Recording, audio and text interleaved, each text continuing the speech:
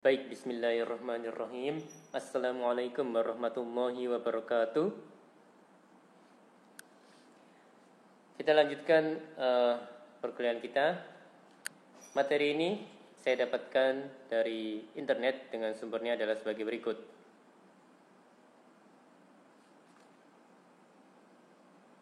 Jadi konsep besarnya adalah pendapatan nasional. Oke, masuk ke konsep dasar pendapatan nasional. Pendapatan nasional adalah nilai barang dan jasa akhir berdasarkan harga pasar yang diproduksi oleh sebuah perekonomian dalam satu periode dengan menggunakan faktor produksi yang berada dalam wilayah perekonomian tersebut. Menurut Case and Fair di tahun 1996, pendapatan nasional didefinisikan sebagai jumlah barang dan jasa akhir yang dihasilkan oleh suatu negara pada periode tertentu, biasanya 1 tahun. Pendapatan nasional merupakan salah satu indikator yang dapat digunakan untuk mengukur laju pembangunan dan perkembangan tingkat kesejahteraan suatu negara dari waktu ke waktu. Dengan mengetahui pendapatan nasional, maka dapat diketahui struktur perekonomian negara. Pendapatan nasional diukur dengan GNP, Gross National Product, atau PNB, yaitu pendapatan nasional bruto. Pengukuran pendapatan nasional digunakan untuk menghadapi berbagai masalah sentral yang berkaitan dengan pertumbuhan ekonomi, siklus usaha, pengangguran, dan inflasi. Sebelum konsep GNP ditemukan, kondisi atau kinerja suatu perekonomian sulit dipastikan.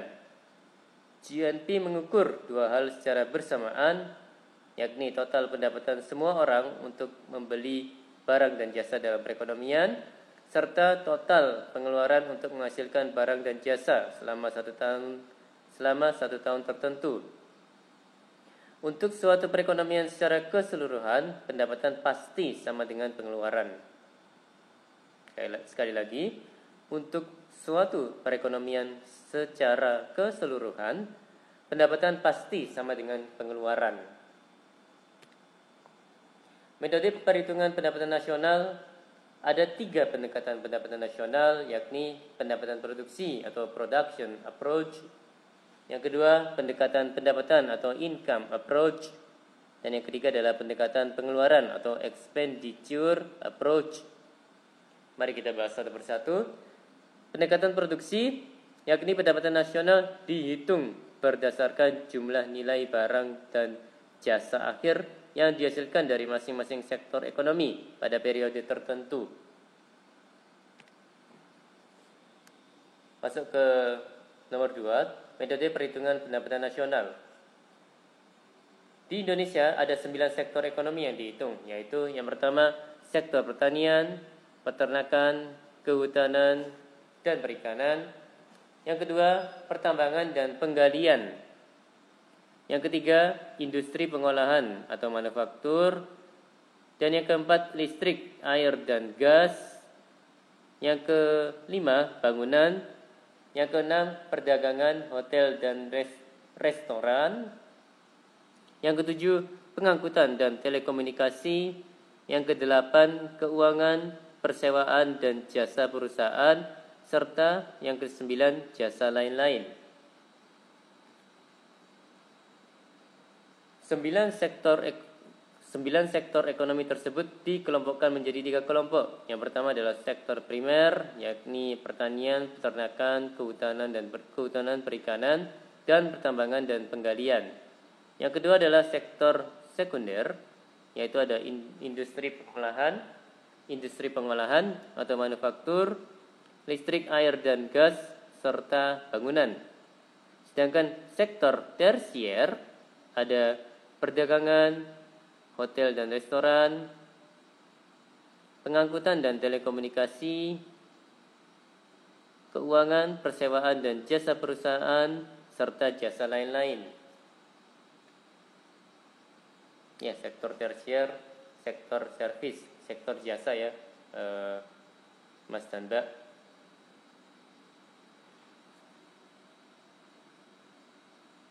mudah-mudahan saya nggak salah. Masalah penghitungan ganda dalam perhitungan GNP yang dihitung adalah seluruh nilai dari barang dan jasa akhir atau final product. Sedangkan barang antara intermediate goods tidak diikutsertakan. Contoh, GNP akan memasukkan roti tetapi tidak memasukkan gandum. GNP akan memasukkan mobil tetapi tidak memasukkan baja. Dalam pendekatan arus penghasilan, masalah penghitungan ganda diselesaikan dengan metode nilai tambah. Nilai tambah value added merupakan nilai selisih antara nilai penjualan perusahaan dengan nilai pembelian bahan mentah serta jasa dari perusahaan lain. Oke, ini ada pembahasan terkait penghitungan GNP dengan metode nilai tambah. Jadi ada 4 kolom. Yang ini tahap produksi. Yang pertama pendapatan penjualan. Yang kedua biaya bahan atau barang antara. Yang tiga adalah nilai tambah, gaji, laba, dan sebagainya. Jadi 3 ini sama dengan 1 dikurangi 2. Jadi untuk contoh gandum 24 dikurangi min 0 jadinya tambah ya, yaitu 24. Kemudian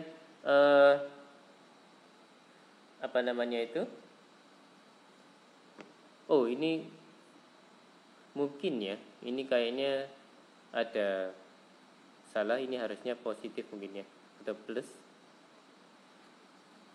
Baik, jika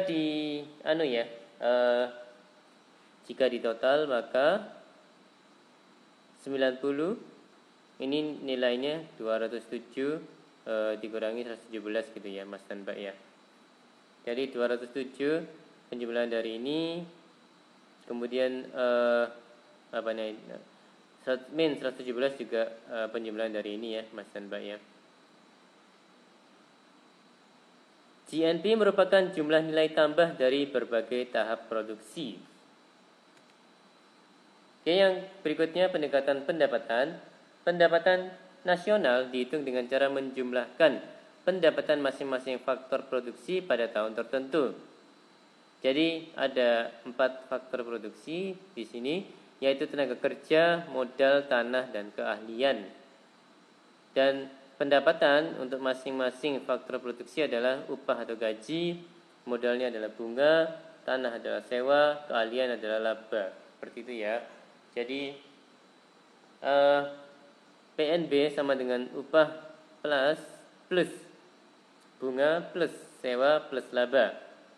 Kalau ya ini GNP, W atau wage plus I interest tambah R rent plus ini sepertinya P ya, profit gitu.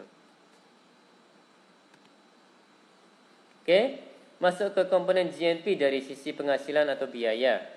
Gaji, upah, bunga, sewa, dan laba. Dengan metode nilai tambah, penghitungan ganda atas barang antara yang dibeli perusahaan-perusahaan lain bisa dihindari. Pajak tak langsung perusahaan yang merupakan biaya produksi. Contoh pajak tak langsung adalah PPN, pajak pertambahan nilai. Dan yang berikutnya adalah penyusutan. Penyusutan terhadap barang modal yang terpakai pada tahun tertentu.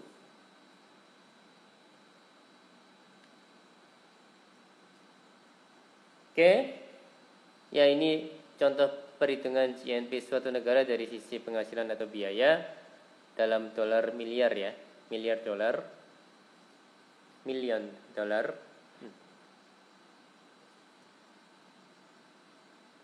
Maaf, sepertinya billion ya.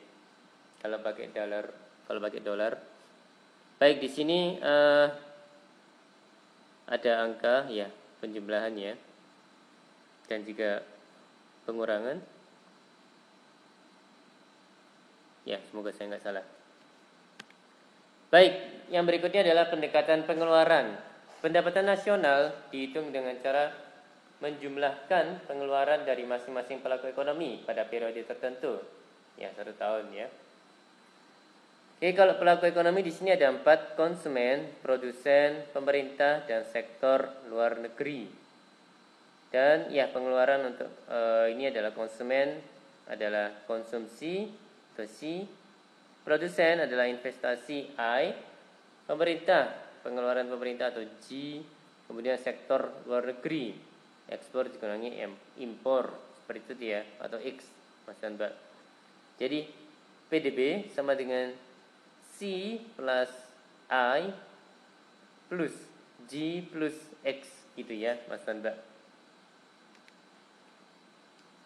Oke, komponen GNP dari sisi produk, rumusnya GNP sama dengan C plus I plus G plus X. Oke, konsumsi C atau C ya, pembelanjaan barang dan jasa oleh rumah tangga, termasuk barang yang tahan lama seperti kendaraan dan barang tidak tahan lama seperti makanan dan pakaian. Jasa mencakup barang yang tidak berwujud. Investasi atau I, pembelanjaan barang yang nantinya akan digunakan untuk memproduksi lebih banyak barang dan jasa, seperti barang modal, persediaan, dan struktur bangunan ya. Oke, belanja pemerintah atau G, pembelanjaan barang dan jasa oleh pemerintah. Belanja pemerintah mencakup upah pegawai pemerintah dan pembelanjaan untuk kepentingan umum. Pembelanjaan transfer atau transfer payment seperti jaminan sosial tidak dihitung sebagai bagian dari belanja pemerintah karena tidak dibelanjakan untuk mendapatkan barang dan jasa yang diproduksi. Kemudian ada ekspor neto atau X, pembelanjaan barang-barang dalam negeri oleh orang asing. Ekspor dikurangi pembelanjaan barang-barang asing oleh warga negara, impor. Jadi ekspor neto sama dengan ekspor dikurangi impor ya Mas dan Mbak. Oke, ini terkait dengan contoh perhitungan GNP dari sisi produk dolar miliar. Perbedaan GDP dengan GNP. GDP atau PDB, produk domestik bruto, adalah jumlah output total yang dihasilkan dalam batas wilayah suatu negara selama 1 tahun. Contoh, mobil-mobil yang dihasilkan oleh Ford, perusahaan milik Amerika, dari pabrik yang berada di Inggris masuk ke dalam GNP Amerika Serikat, tapi tidak masuk ke dalam GDP Amerika Serikat. Sebaliknya masuk dalam GDP Inggris, tetapi tidak masuk dalam GNP Inggris. Sampai saat ini, GNP dan GDP merupakan ukuran produksi nasional yang paling sering digunakan.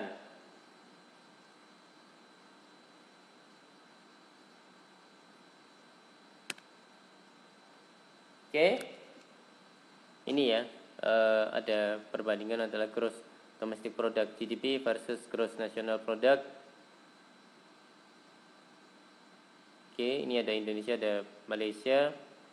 Jadi kalau ada warga negara asing, ini ya, di bawahnya ini. Jadi warga negara Indonesia ini menjual sepertinya kepada warga negara asing.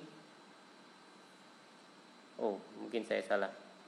Baik, Indonesia, Malaysia, ini sama-sama warga negara Indonesia di sini ya.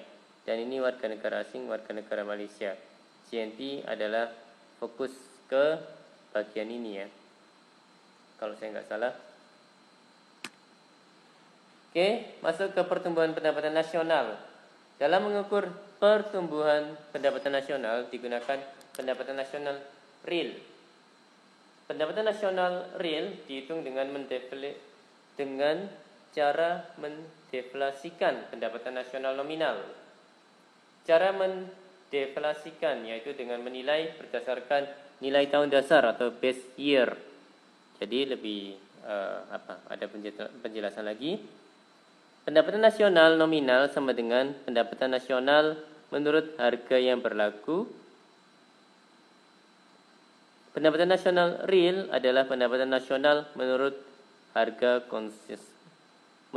konstan ya. Jadi sekali lagi, pendapatan nasional real sama dengan pendapatan nasional menurut harga konstan. Oke, ini ada contohnya ya, harga dan kuantitas. Jadi di tahun 2001 harga hotdognya itu $1, kuantitas hotdognya 100, harga hamburgernya 2, kuantitas hamburgernya 50 gitu ya. Nah, pada 2002 naik harga hotdognya dari 1 ke $2, kuantitas hotdognya dari 150, harga hamburgernya 2 sampai 3 ya. Sedangkan kuantitas hamburgernya adalah dari 50 ke 100 untuk tahun 2001 ke 2002 ya. Oke. Perhitungan GDP nominal. Oke, untuk S1 contohnya ya. $1 per hotdog kali 100 hotdog tambah $2 per hamburger kali 50 hamburger sehingga dapatnya adalah $200 ya.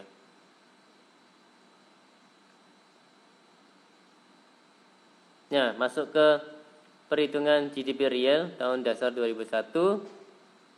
Di tahun 2001 $1 per hotdog kali 100 hotdog ditambah $2 per hamburger kali 50 hamburger sama dengan $200.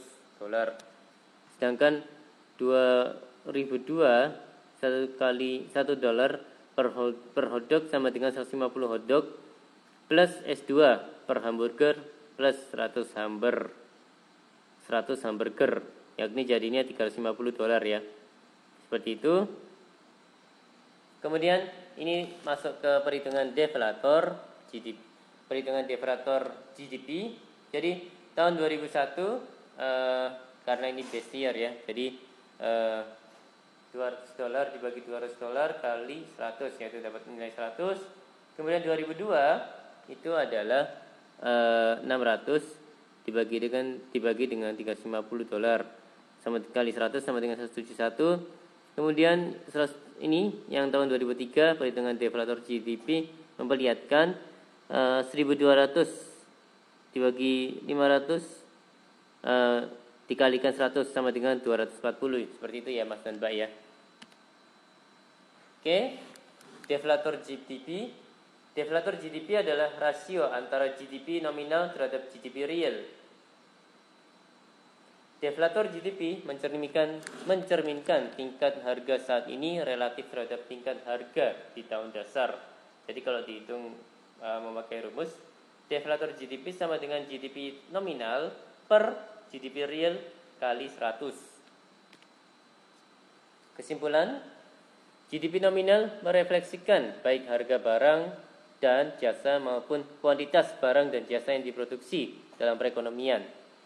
Sedangkan GDP real hanya merefleksikan kuantitas yang diproduksi, sedangkan deflator GDP merefleksikan harga barang dan jasa, bukan kuantitas yang diproduksi. Oke, pertumbuhan ekonomi GT ya. Pertumbuhan GT sama dengan pertumbuhan ekonomi tahun ke T, YRT sama dengan pendapatan nasional real tahun ke T, YRTU. Maaf, saya ulangi.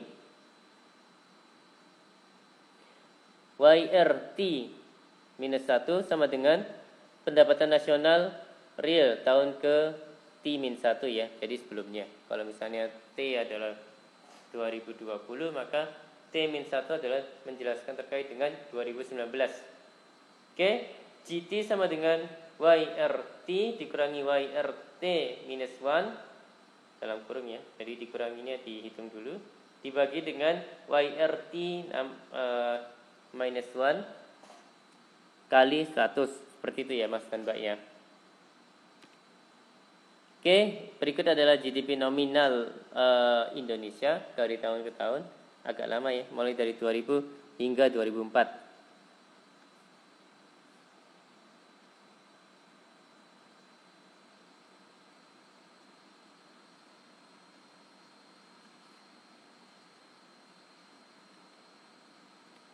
Oke, ya. Sekali lagi ini adalah terkait dengan GDP nominal Indonesia. Ini terkait dengan GDP real Indonesia.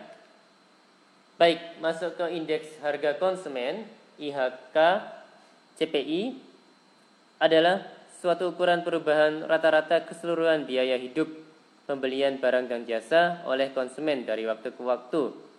Yang menghitung IHK adalah Biro Pusat Statistik atau BPS ya. Perhitungan IHK ada 4 poin. Ada beberapa poin. Yang pertama, tetapkan isi keranjang.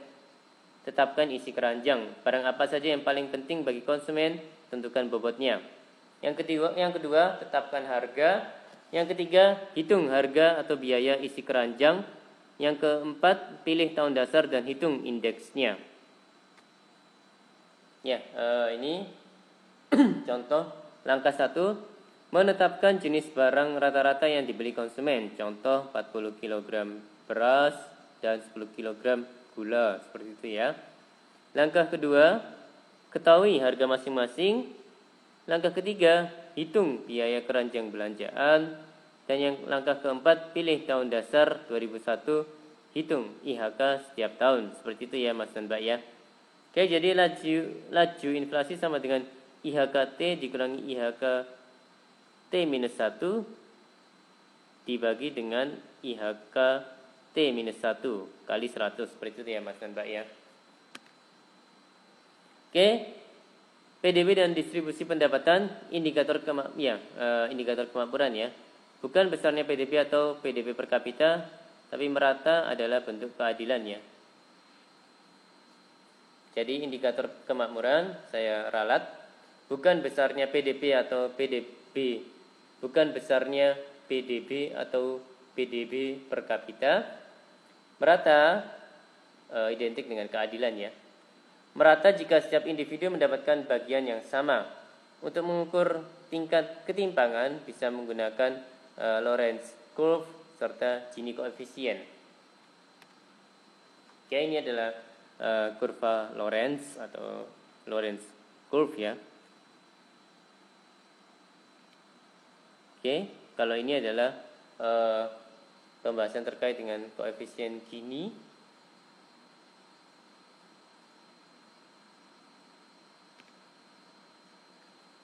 Ya, ini ada beberapa soal ya.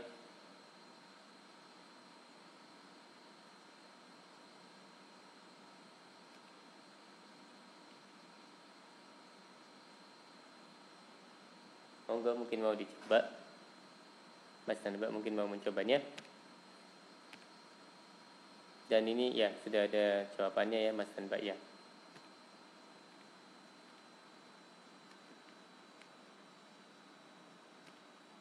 Baik, demikian dari saya. Terima kasih. Mohon maaf kalau ada kata-kata yang salah. Wassalamualaikum warahmatullahi wabarakatuh.